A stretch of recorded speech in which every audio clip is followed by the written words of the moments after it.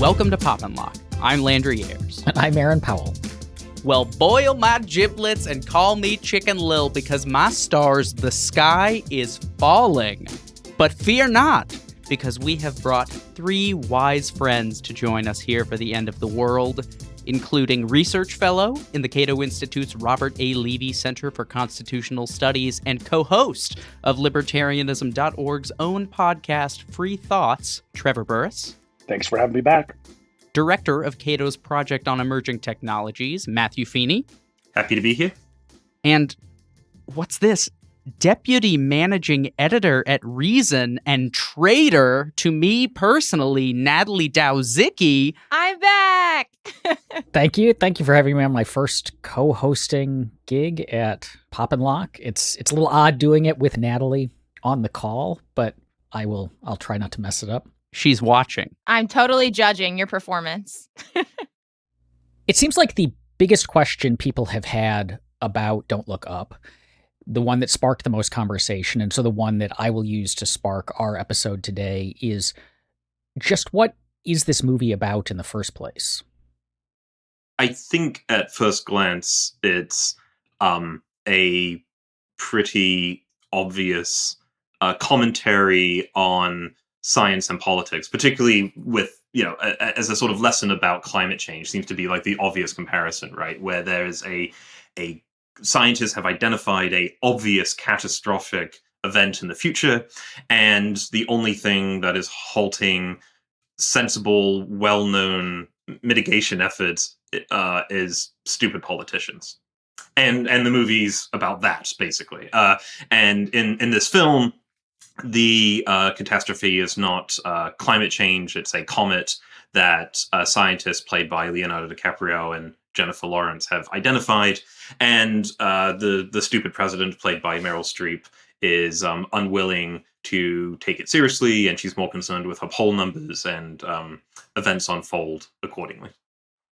As Matthew said, there's two things it's about. One is the kind of like hitting you in the face with a hammer climate change analogy, which is we can get more into whether that works as an analogy for climate change or whether it works as an analogy for COVID. But I think where it does work is a commentary on our current politics. So what it's really about is, for me, the comparison is Armageddon, which I think is 1998, if I remember correctly, versus Don't Look Up. And like the way that we view our political systems and what we do in Armageddon versus the way we view our political systems in Don't Look Up. Because in Armageddon, it's this massive collaborative, let's go beat the asteroid or comet. And in Don't Look Up, it's this divisive, schismatic, hatred-filled, ignorance-filled parable told by the filmmakers, which of course is self-aggrandizing toward the filmmakers themselves and the people who realize what's happening versus the people who don't realize what's happening. So it's multiple levels of what it works on, but I think mostly it's a commentary on our current political system. And in that way, it actually kind of works. I also think the response to the movie was on a bunch of different levels. So you could see people taking it very surface level and looking at it as kind of like hit you over the head, like Trevor was just saying, with their message. And I think the response to the movie is probably indicative, or not indicative. I would say there was such a large response on both, or from a variety of viewpoints, because of the cast. Feeney mentioned the big cast they were able to get. I'm still kind of shocked that they were able to get that many big names on a film like this. Especially for I'm thinking especially for like the smaller parts too. Like Timothée Chalamet is like, his part is like basically pointless and very small. And it's rare that you see big name actors like that in films that are more niche, I would say, like this. But I guess that was kind of, I think that's what the cast is, why I think it got such a large response in general, honestly. It does seem that in interviews, a lot of the cast members talked about this being a parable for climate change and how important it was to get people to wake up. And so I wonder if that played into, given the politics of Hollywood, its ability to attract these kind of people is like, you're going to appear in this movie with big name stars and a big name director talking about this important thing and making fun of the people that, you want to make fun of. But I wanted to go a bit more into the what is this about and the climate change, because I think that's maybe unintentionally one of the most interesting things about the movie from kind of a meta perspective. So not from like the, what the movie thought it was trying to do or the discrete political satire, but just from the broader picture of it, because they have said, like, there's the authors of the movie have said it's about climate change. And we can ask ourselves if it, when I was watching it, I thought it worked better as a COVID parable than a climate change parable. But they have said that. And if that's the case, there are things about it that make it not work as a climate change movie. And the biggest one of those, and the one that I think is the most interesting from the politics of climate change, is the 6-month ticking clock to absolute destruction of it. Because climate change, even in the most catastrophic versions of it, right, that we hear about, would not be 6 months and we're all dead. It would be some period of years, and then things get worse and worse and worse. And what that ends up doing is, to some extent, restating the critique of climate alarmism via the movie, which is that we keep getting told, Al Gore back in the 90s doing it, we keep getting told that the world is going to end very soon because of climate change. Our cities are going to be underwater in just a matter of years. We won't be able to feed ourselves in just 3 years, or so on and so forth. And those deadlines keep passing. And that doesn't mean that it's, that climate change isn't happening, that it's not dangerous or whatever, but the rhetoric around it has been precisely the kind of catastrophic talk that this movie is framed with. But the fact that that hasn't happened is, I think, one of the main reasons that people are as nonchalant about the possibility of climate change as the movie criticizes the public for being in the film. I think it's really interesting that you bring up both this in response to sort of the cast and the intent and the death of the author, because Adam McKay, the writer and director and producer of this film, actually credits his sort of climate awakening to An Inconvenient Truth, very, very much specifically. Before this, he was making Anchorman, Talladega Nights, Step Brothers, sort of classic, canonical. Don't forget the Big Short. But that is what's interesting is that is also after this sort of awakening, when he wants to make very politically and sort of culturally conscious films rather than, The Other Guys or The Ballad of Ricky Bobby. All films that I highly enjoy and think are very funny in their own right and are, very special to sort of my comedic incubation. But he sees this film, An Inconvenient Truth, and it sort of wakes him up. And he sees this and thinks, like, I want to make movies that are going to actually move people in a certain direction and with a very specific, heavy-handed intent. And I think that's a lot of what this sort of critique of the film has been reduced to in broad strokes, is that it's heavy-handedness. And to me, you could paint it that way, but I don't think it's attempting to be heavy-handed, but in doing so, it ends up being kind of middling. Like, there were a lot of people that loved it. It is now, as of today, the second most watched Netflix film of all time, second only to Red Notice, which it seems impossible to me. I don't know how that worked. I don't know how many people watched that movie. That film was not very good. I don't get it. Putting it out there. Stay tuned for next episode of Pop and Lock on Red Notice. But and then there's other one, critically it was panned because of this heavy-handedness. But it really just sort of goes down the middle and wants to be about climate change, but ends up being more about broad strokes politics than it is, because they've limited themselves with this asteroid metaphor that they've come on, which is it just, like Aaron was saying, the ticking clock does not mirror the same cultural baggage that sort of pins down climate change in the same way, because there are a lot of unknowns in that issue. But I think specifically Adam McKay had said after he was like writing this movie, Inconvenient Truth woke him up, but he said that his intent was his this is a quote, he says, "My sweaty fever dream of a situation would be specifically Joe Manchin sitting down with his family and thinking, let's watch this. It's supposed to be a comedy. My kids like Leonardo DiCaprio, my grandkids like Ariana Grande, and then the ending comes, and his dream is that for 1 second, Joe Manchin feels it in his bones for just 1 second." So the casting is not only a draw for people, but it is specifically one of the ways that he wanted to draw people in with this film and sort of create this, subtle turn, but it's really not subtle at all, especially when you think about the kind of person that Leonardo DiCaprio is with his sort of environmentalist background and wanting to like save animals and all things like that. The characters in it are a draw for people that was intentional. And I do want to say, I want to push back. I think Timothée Chalamet, I think old Timmy C is one of the better characters in this. His sort of odd confession of faith that he gives to Jennifer Lawrence and the prayer that he leads to the family is a shockingly, earnest and heartwarming moment about living in the moment and appreciating what we have, which is odd considering the thrust of the movie to me was a very broad strokes, like, wake up, people, we need to act on climate change, but in a conspicuous conservation kind of way. Like, there wasn't a clear direction of like what we need to do other than the people in power, the powers that be, are trying to limit you. But then the people who are framed as the like wise people are the ones who just accept their fate and are appreciative in the moment and sit down and have a nice family dinner together. It's not the people who go out and actually do something about this catastrophic event that is apparently coming inevitably. Well, going on to the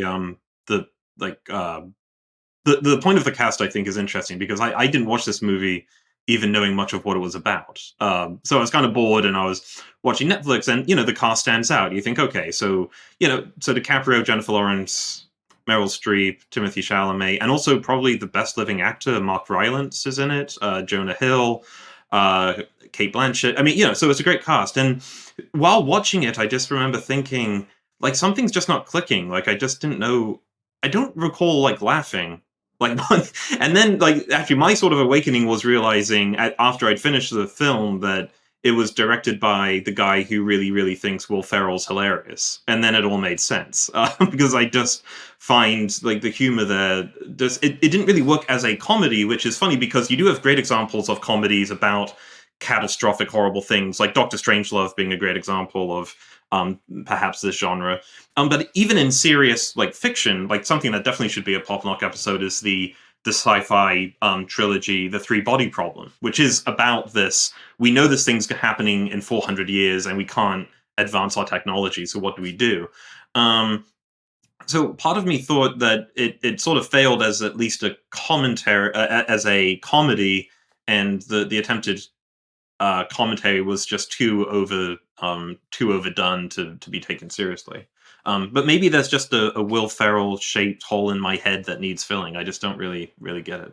So it doesn't work as a comedy, I think, at all. There's some of the satire points are quite, I think, interesting, especially the way it incorporates the way our conversations are run by social media is done fairly interestingly. But to Aaron's question and to his point about the climate change analogy, it is exactly what is sort of intolerable about this movie. I mean, I didn't hate it, but I spent a lot of time grimacing in different ways. And it's when you take the cast, you take like Leonardo DiCaprio, and as Landry said, we know where he sits on these things, and I assume Jennifer Lawrence too. Aaron and I have talked about this for 20 years. Like, one of the biggest problems that people have in the political sphere, personal problems, is that other people don't care about their values, that they value something like the environment or guns or something like this, and other people don't value it in the same way. And so you have to try and figure out how to get someone else to value your values. And there's various ways you can do this. You could say, I really think that think about architectural preservation, like historical preservation. I have a very high premium myself on preserving historical monuments, preserving historical sites, and other people don't have the same level of that premium. So I have to try and convince them, hey, we should preserve, the Gettysburg battlefield or something like this. But if you come to something like environmentalism, where you just really love nature, you love animals, and some people don't love them as much, so you have to figure out how to get them to love them as much. And one way people do this is they postulate the existence of a catastrophe. They say, if you don't love this, if people didn't love this as much as I do, there will be something that is horrible that happens. And so if you don't like the environment as much as me, we will have an apocalypse, an environmental apocalypse. And so you should have the same values as me because of this catastrophe. And this is something that it comes up a lot, but it's the biggest one is environmentalism, because for people who are very, very into the environment, other people aren't into the environment enough for them. So if you postulate an end time scenario, you can try to move that sort of goal. Like you can move people toward sharing your values. And I think that's what mostly this movie is about, is the director, Leonardo DiCaprio, everyone involved with it, trying to get people to care as much about something as they do, when actually there's just a bunch of different trade-offs involved in what we do with the environment. But this pretends that there are no trade-offs, right? A catastrophe says no trade-offs. That's what a catastrophe kind of comes in. It says there's either the end times, so Christians will do this too. Either everyone becomes Christian and we all die in God's judgment, or there's no trade-offs. That's it. Those are the two choices. And in this movie, it's that sort of simplicity of that worldview that really kind of, as I said before, hits you over the head, should make you roll your eyes a bit, and see the point of this movie. I mean, I did not know that, as Landry said, that Inconvenient Truth kind of was his awakening, but it makes sense because that's where revelation comes from. You say, okay, the end times are coming. We have to do something, and everyone has to be on the same page. And that's what this movie is fundamentally trying to do. What happens then if we effectively decontextualize it from that background, that part of the conversation? Because that's what I found myself doing when I was watching it. Like, I didn't go into it knowing that it was explicitly being made about climate change. I suspected that was a big part of it, but the COVID parable also seemed to work in a lot of ways. But what I found myself doing while watching it was instead thinking, if we effectively death of the author this, take out the intent of the people behind it, the people making it, and so on, and look at it less as what is the particular catastrophic thing that they are trying to beat us over the head with their political message about, and instead see it as a satire or an examination of how politicians, industry, and the general public might respond to the news that unless we do something, the world's going to end in 6 months, and the struggles of actually trying to do something.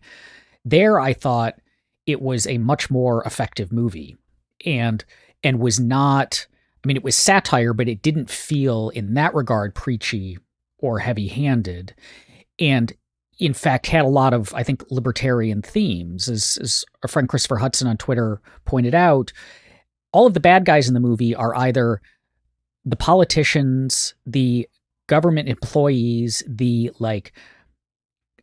dumb political media, or politically connected businessmen, right? It's all that nexus of politics is everything was the cause of the ultimate demise of the world, which is quite a libertarian message. And two, I thought that it had an interesting perspective on the way the general public responded, because the movie wants you to be mad at all of the ordinary people who either kind of went on with their lives in all their normalness or silly contours or whatever, and either didn't get worked up about it or were kind of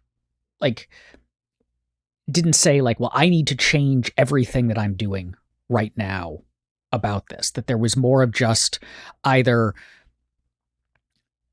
the fact that the world's going to end in 6 months doesn't fit into my broader narrative of how things are, and so I'm just not going to process it, and I'm just going to continue on, or I'm just going to keep living the way I'm living because there's not anything I can actually do about this in the moment, like as me, as, a random person.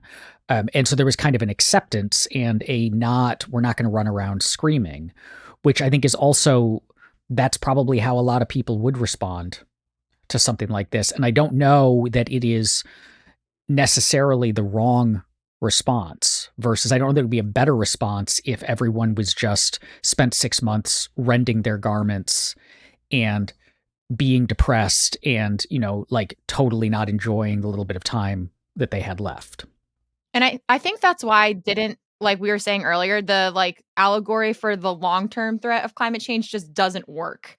Like, because it doesn't have like, I don't know if they're trying to inspire change and like, yeah, if you know the world is ending in 6 months because of some comet, are you gonna like, okay, yes, now I'm gonna participate in Meatless Mondays because we like it's not gonna do anything. And so I guess while I was watching, and which no one else has brought up yet, I was thinking of like other movies that I know of that are like about the end of the world. So like I was thinking of 2012 when everyone had that panic, and then there was like that movie had like the large flood and everything gets frozen. War of the Worlds, obviously that's aliens, a little different. I Am Legend, that one's more like closer to like disease pandemic type thing with weird creatures that are bringing them. But I thought in like that category, Don't Look Up kind of is a better movie compared for if it's an end of the world movie, not like Aaron was saying, not contextualized within like the larger climate change narrative. Because I think it was probably the most realistic as to how people would react. Because like in the other movies like 2012, War of the Worlds, I Am Legend, there's like large like unrest, especially like in War of the Worlds. Obviously with aliens it's different, but like people start like migrating far away to see if they can get away from the aliens. I just don't think in this context, for an end of the world movie, it makes more sense than for a larger allegory about climate change. And now for a pandemic movie, which they filmed this prior to COVID-19, I think it actually works kind of well. But I think they probably just got lucky with that. Honestly, McKay could have easily changed his messaging, being like, "Oh yeah, this is about pandemic," and I wouldn't have questioned it. I would have thought it was totally on point. Well, aside from the scientific certainty, Aaron's question made me think about this. There's something about asteroids, comets, that is scientifically certain. Like we can do the orbital calculations and say, we do that all the time when we send a spacecraft to Uranus or something, right?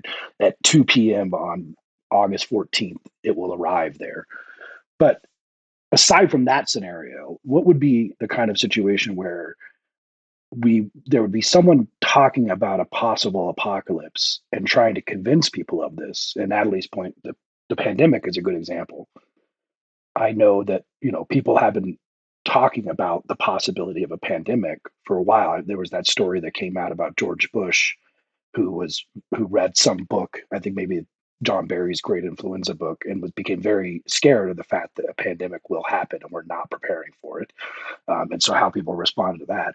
One that strikes me would be, since I'm here in Colorado right now, the Yellowstone caldera volcano, which could blow at any time. So if you imagine some scientist who figures out with 75% accuracy that this will blow sometime in this next 6 months, and then tries to convince everyone about it.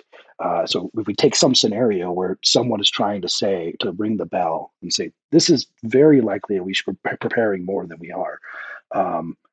Is that asteroid is not that way. That's why it works so sort of simplistically in this narrative. Well, also a crucial difference between an asteroid and COVID is, or any pandemic, is that overcoming the pandemic is in large part going to be a result of billions of ordinary people taking vaccines, not being stupid, and adhering to common sense regulations. Whereas if there's an asteroid coming to Earth, it doesn't matter if 5 billion people don't even believe it exists, as long as a few thousand people who have the resources and knowledge are smart about it, they could solve it.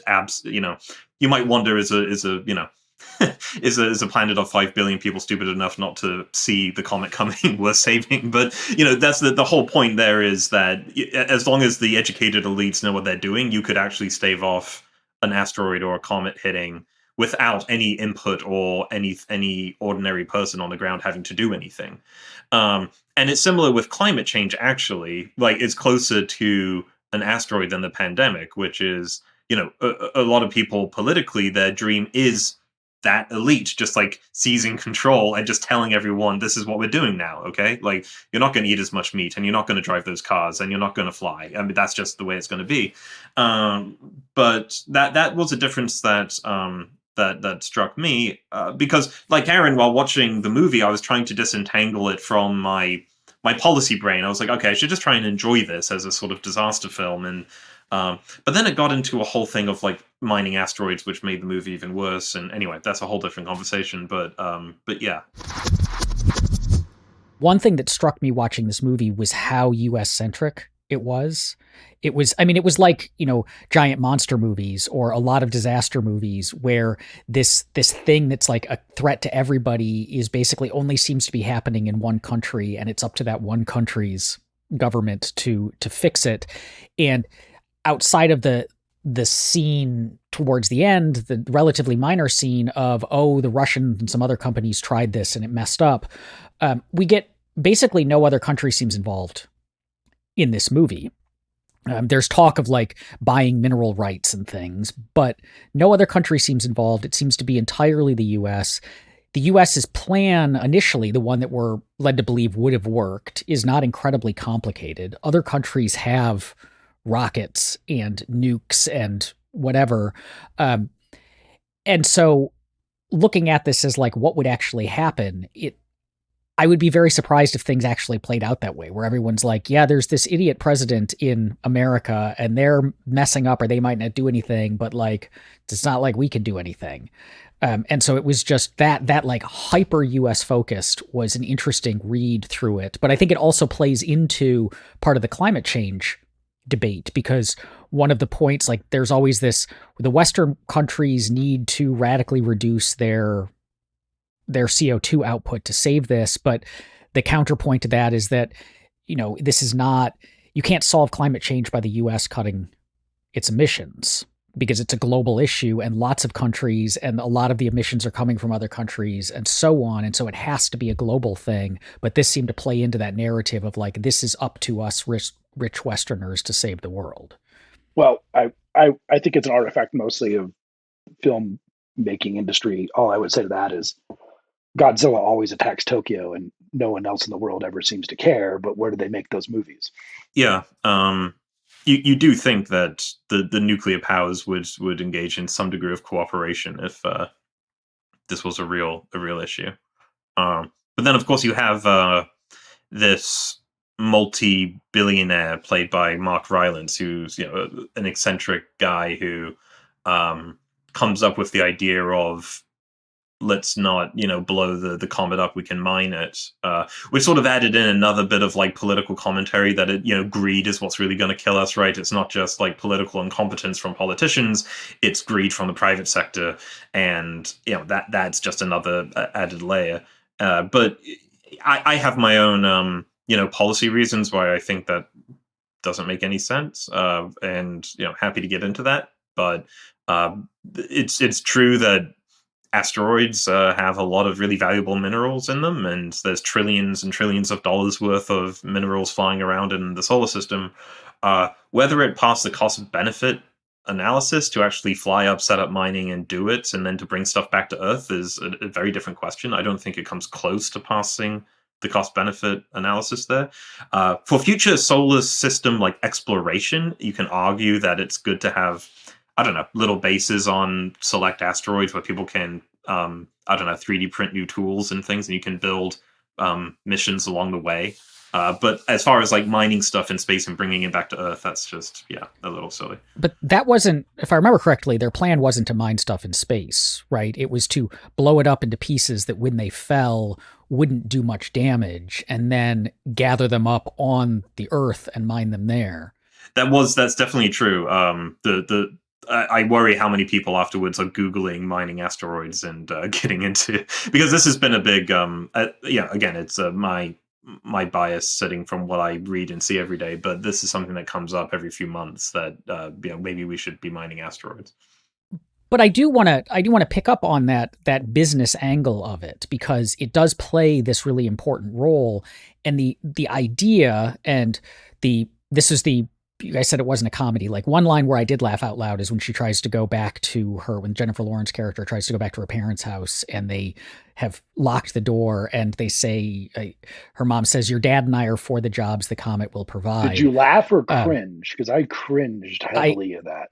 I laughed. I thought it was a funny line. A little of both. But that idea that it's not clear whether the movie accepts this or if just the businessman and then kind of the politicians who are in his pocket accept it, but that if we got trillions of dollars of, let's bracket the conversation of whether this plan would work, but like if we suddenly had trillions of dollars of rare earth minerals and other things that go into our electronics, that would potentially decrease the cost of our electronics, because more minerals, they'd be cheaper. It would bring down the cost because we'd have a overabundance of these minerals.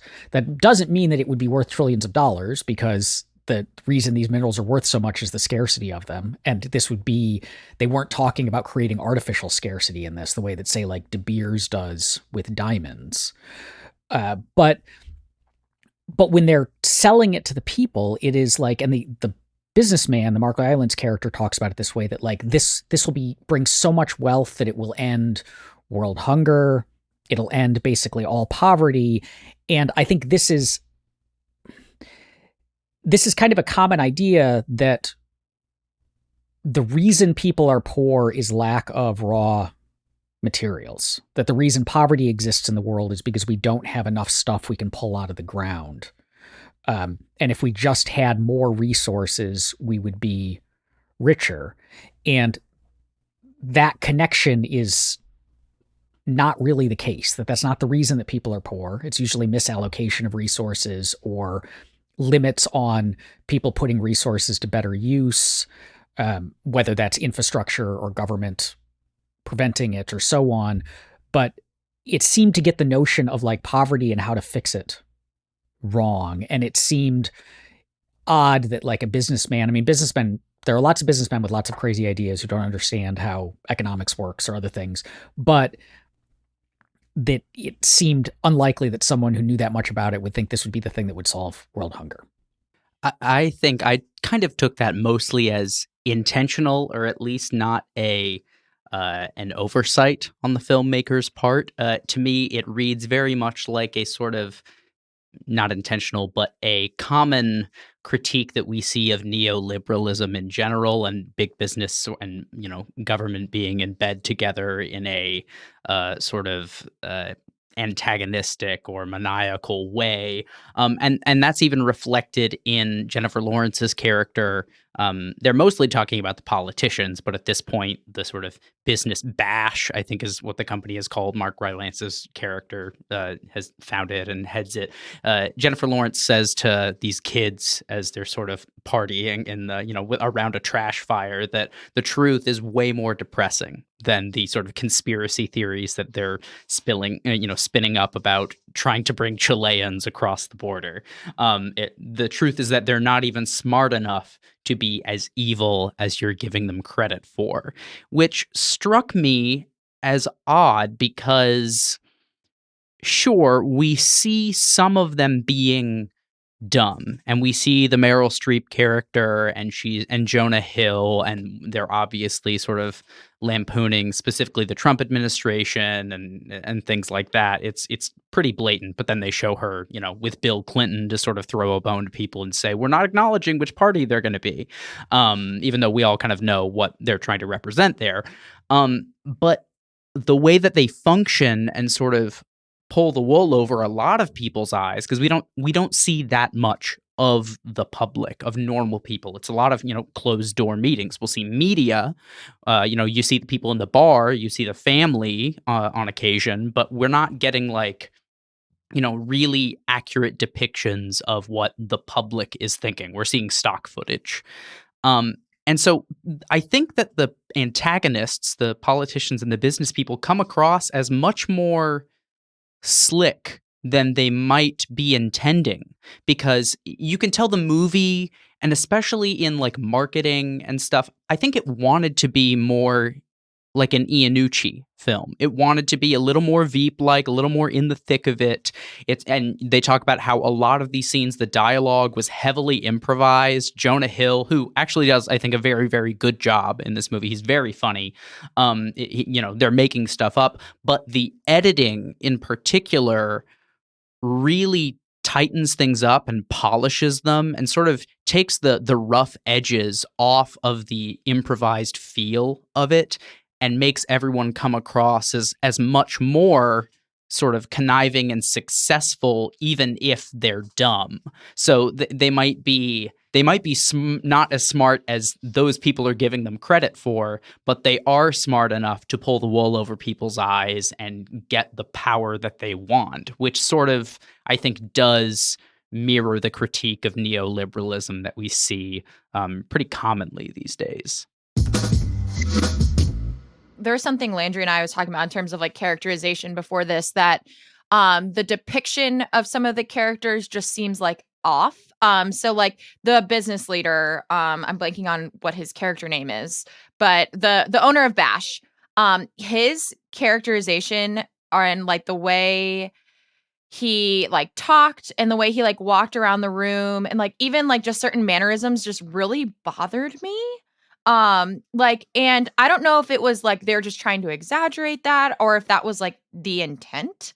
Because I'm sure he's like this supposed to be this like Zen, billionaire character, but like honestly the depiction is just like bothersome to watch.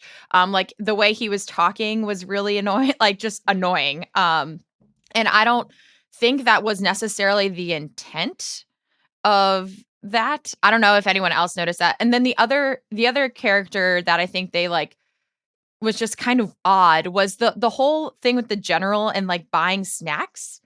I was laughing just because it was like, because I was thinking about like, oh, there's no free lunch, right? Like that whole bit. But at the same time, I was like, what is this adding to the movie? And then like Jennifer Lawrence brings it back up. Like, why would he do that? It was just like another thing. It was like, this just seems like odd placement, or maybe there was more there before and it got cut out. But those I don't know how it would get cut out. This movie was already almost 3 hours long. Know. I think that's a big part of this, with that he's obviously on the spectrum, and it's very ham-fisted. The Peter Isherwell, I think, is the name of the character. It's extremely ham-fisted how much he's like portrayed to be on the spectrum, and I think that's a big part. It's fine, it's satire, but I did not realize I didn't think about it either, but it makes sense when you say it. I sort of imagined him as sort of almost like maybe he was an older, like the portrayal was like he was an older CEO that perhaps was like in the early stages of dementia. Oh no, he's just a Silicon Valley dude who's on the spectrum, like, and that's why they make him so weird. The reason it fails, I think, is it's not Rylance's fault. It's just bad writing and direction. Is that the character seems to be like the character seems to be, let's get like Mark Zuckerberg, Elon Musk, and Peter Thiel together and see if we can make a character that represents everything that Adam McKay hates about Silicon Valley. And it just doesn't really work because those three people, you might not like them, but they are separate and they have separate personalities and flaws and ideas. And it did. Look, it's okay for a character to be unbelievable in a comedy, right? But they have to make sense within the universe they're in. And that was, I think, a character where there was just failure there. Well, the analogy would be the character in Silicon Valley, the character who's the angel investor. So that's a much better portrayal of someone who is more sort of realistic in that Silicon Valley startup sphere than the writing of Mark Rylance's character. Yeah, because there's that whole there's that stereotype or Silicon Valley people being, very socially awkward. They kind of have a creepy obsession with people's lives and surveillance capitalism, and they get high up just because they have weird outlandish ideas that will never work. That it's all sort of, it makes sense within the context of the movie, I suppose, but it didn't quite work. I will say, because I know I've been very critical, but I thought DiCaprio did a good job of being a kind of bemused academic who's suddenly thrown into an environment where he's famous but no one's listening to him, which is probably not a great place to be. But I think part of the failure of the film is that the characters that you're supposed to really not like the president, like the Rylance character, just aren't particularly believable even within the comedic universe that McKay built. I also wanted to mention, too, that I guess when they were making this film, no billionaires had been to space yet. So I think the ending is a little bit funny that it was like, okay, the billionaires are going to send, like, they're going to save, like, their friends and take them to space. And, like, so I thought that was kind of cute. And I read more about the ending. Apparently there was, like, 5 or 6 different ways McKay wanted to end the film. And one of them didn't involve spoiler, didn't involve Meryl Streep dying.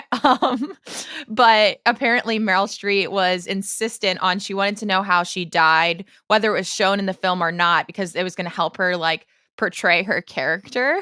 But that was one of my favorite parts at the end was how she got eaten by that, I forget what they're called in the movie. Bronterock. Yeah. Because it was just like, I was like, okay, like, if you're gonna have to end this movie, that's, again, 2.5 hours too long. I thought that was, like, an appropriate ending. There's a part of me that didn't want to see it, though. Maybe if it was, like, off screen, I would have been more okay with it. But Mark Rylance's character, he didn't have a lot of laugh lines. He wasn't, like, the pure comedic character for most of the film. But when he drops the line when they are asking about how they dies and they say, "You get eaten by a Bronterock," we didn't even know what that means. That was one of the big laugh lines for me in the entire movie, and I would have loved if they would have never acknowledged it ever again. And then when they get to the other planet and it's sort of this, like, Jurassic World type of thing, I knew exactly what was coming. And so I can see what people would appreciate that, but for me, it kind of ruined the, like, random, purely distilled sort of absurdity of Rylance's line earlier in the film, which, I don't know, that's just me, though. I see why people liked it. Jonah Hill's ending, when he says like and subscribe, and he's the last person on Earth. Okay, that's good. That was good. And was improvised. Yeah. So, good on Jonah Hill.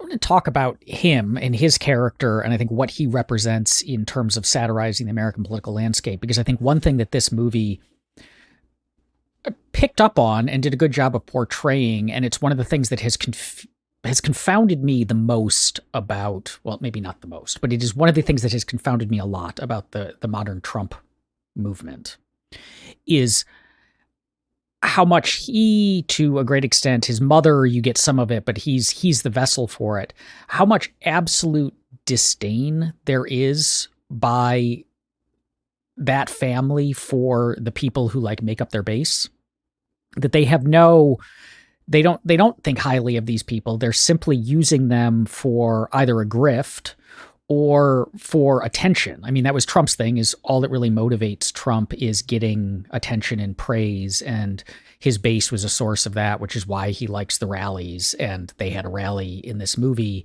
And it's always confused me how both obvious that is and how much the base doesn't seem to recognize that.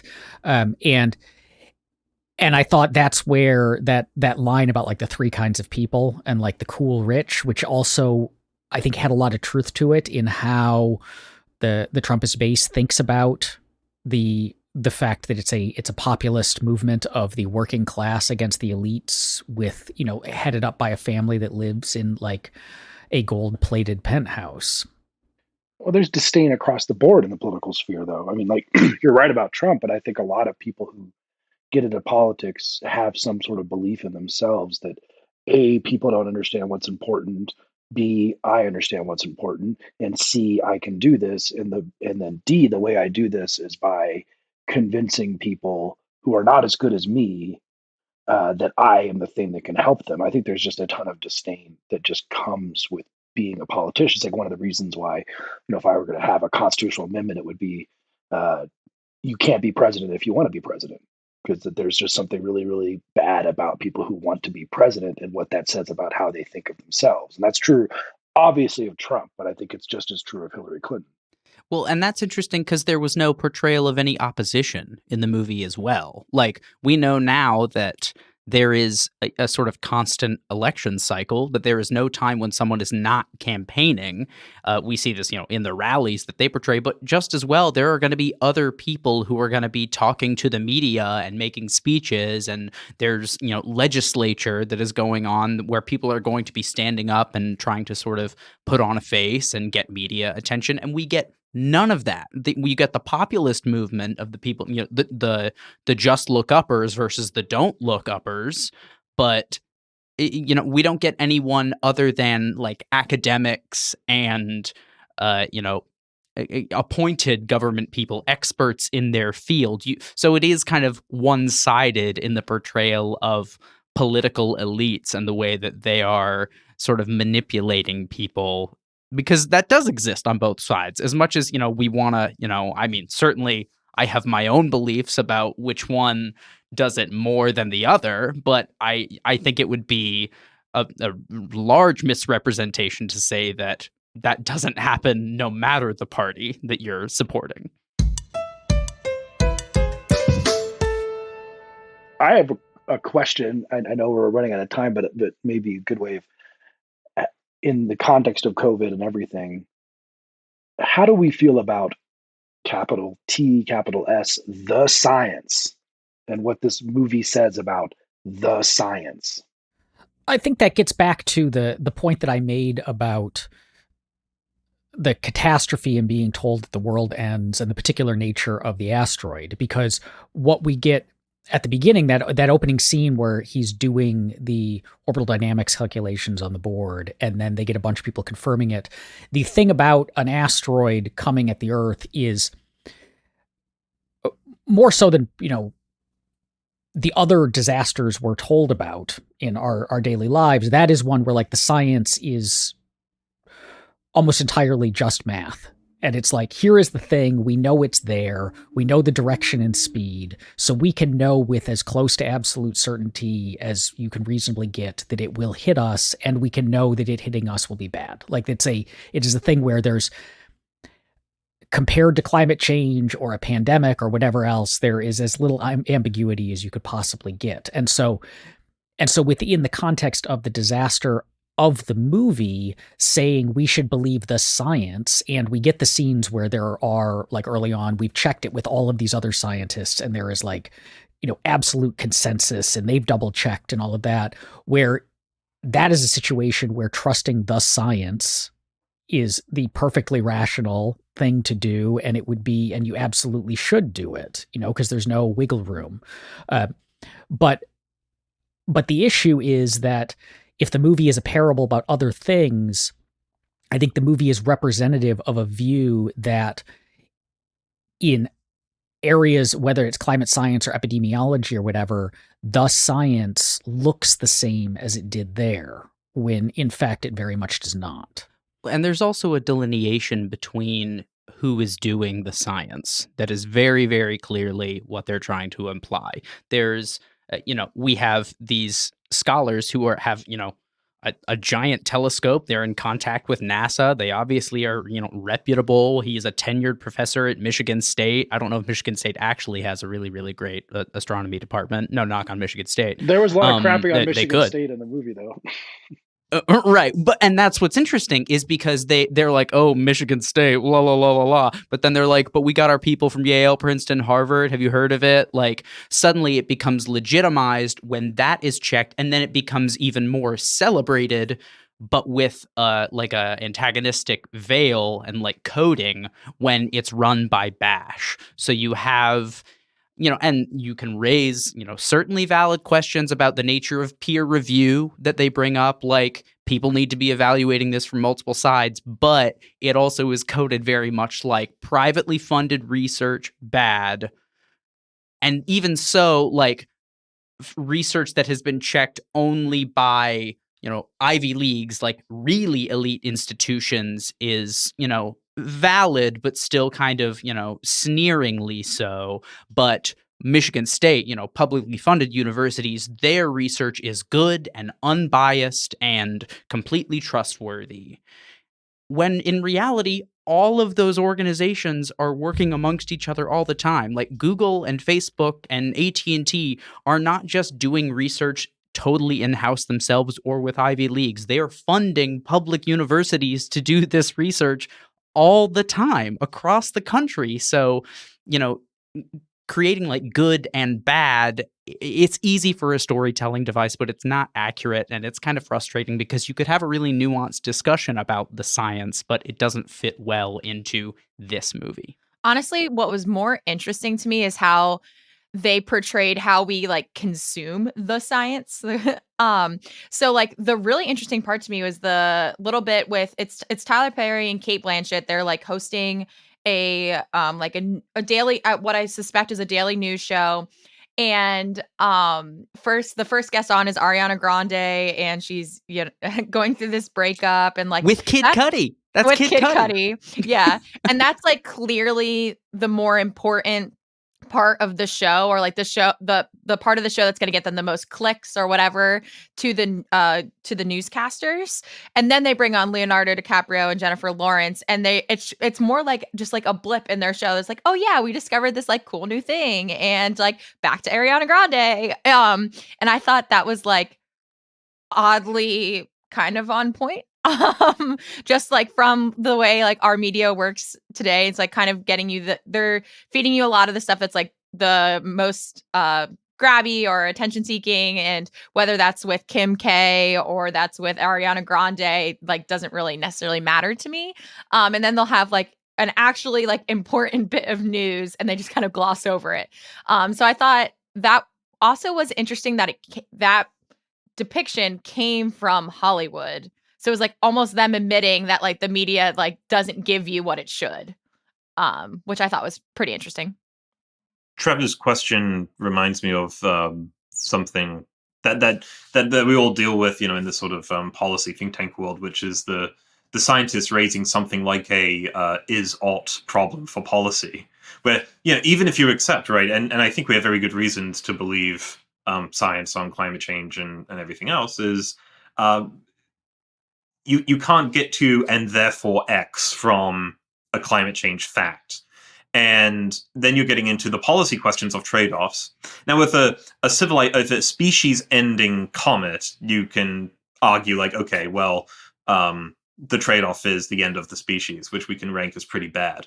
But climate change and COVID, I think, are slightly different because even people who accept all of the science can still dramatically disagree about what trade-offs are worth it. Because you can believe that COVID is a highly contagious disease that kills people, but you might say, but I think spending $1 million per saved life isn't worth it. Or you could, in climate change, you could say, well, the ideal number of polluted rivers in the world is not zero. It's all going to be a matter of trade-offs. And I think part of the appeal of it being a comet or an asteroid is you do get to let's just assume the end of the species completely. Very, very soon, because the film doesn't allow for these rather nuanced and more difficult policy questions of what trade-offs are acceptable. Thanks for listening. As always, the best way to get more Pop and Lock content is to follow us on Twitter. You can find us at the handle @PopandLockPod. That's Pop, the letter N, Lock with an E like the philosopher, pod. Make sure to follow us on Apple Podcasts, Spotify, or wherever you listen, and please rate and review us if you like the show. We look forward to unraveling your favorite show or movie next time. Pop and Lock is a project of libertarianism.org, is produced by me, Landry Ayres, and is co-hosted by myself and our director and editor, Aaron Ross Powell. To learn more, visit us on the web at libertarianism.org.